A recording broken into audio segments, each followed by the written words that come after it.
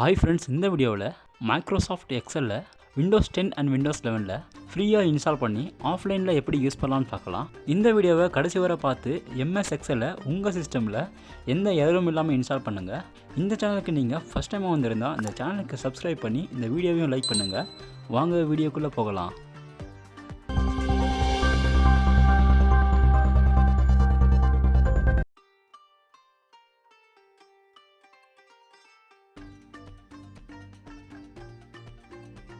உங்களுடைய ப்ரௌசரில் office deployment டூலை டவுன்லோட் பண்ணுங்கள்.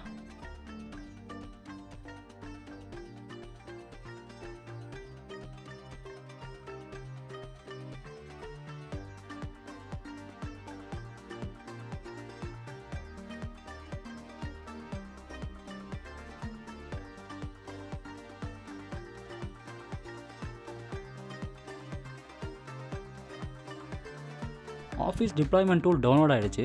ஸோ நியூ ஃபோல்டர் க்ரியேட் பண்ணி டவுன்லோட் பண்ண ஆஃபீஸ் டிப்ளாய்மெண்ட் டூலை அந்த நியூ ஃபோல்டருக்குள்ளே எக்ஸ்ட்ராக்ட் பண்ணுங்கள்.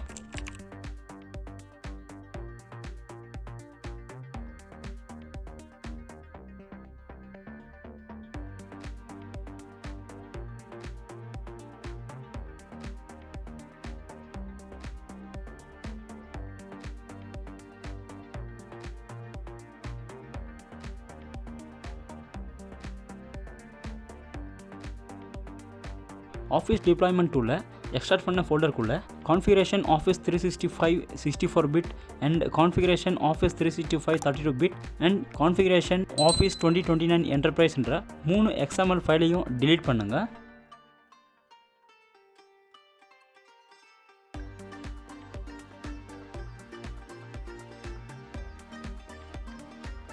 அடுத்தது இந்த ஃபோல்டருடைய பாத்தில் CMDன்னு டைப் பண்ணி ஓப்பன் பண்ணுங்கள்.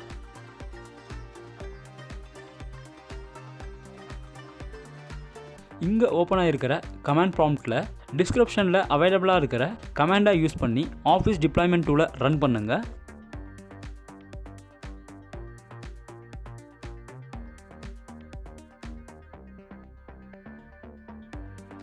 இப்போது MS எக்ஸல் இன்ஸ்டால் ஆகிட்டு இருக்குது.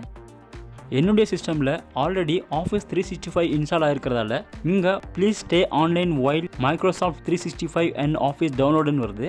பட் உங்களுடைய கம்ப்யூட்டரை நீங்கள் ட்ரை பண்ணும்போது please try online while Microsoft 2021 and office டவுன்லோடுன்னு வரும். பட் உங்களுடைய கம்ப்யூட்டரில் 2021 தான் இன்ஸ்டால் ஆகும். இந்த இன்ஸ்டாலேஷன் ப்ராசஸ் ரன் பண்ணுறதுக்கு முன்னாடி உங்களுடைய கம்ப்யூட்டரில் இன்டர்நெட்டை ஆன் பண்ணி வைங்க. இப்போது ஆஃபீஸ் 2021 எக்ஸல் இன்ஸ்டால் ஆகிடுச்சு அண்ட் ஃப்ரீயாகவும் ஆக்டிவேட்டும் ஆகிருக்கும். அப்படி உங்கள் எக்ஸல் இன்ஸ்டால் ஆன அப்புறம் ஆக்டிவேட் ஆகலைன்னா டிஸ்கிரிப்ஷனில் அண்ட் ஐ பட்டனில் இருக்கிற ஆக்டிவேஷன் வீடியோவை பார்த்து எக்ஸலில் ஃப்ரீயாக லைஃப் டைம் ஆக்டிவேட் பண்ணுங்கள். இந்த வீடியோ உங்களுக்கு பிடிச்சிருந்தா இந்த வீடியோவுக்கு லைக் பண்ணி இந்த சேனலுக்கும் சப்ஸ்கிரைப் பண்ணுங்கள். தேங்க்யூ.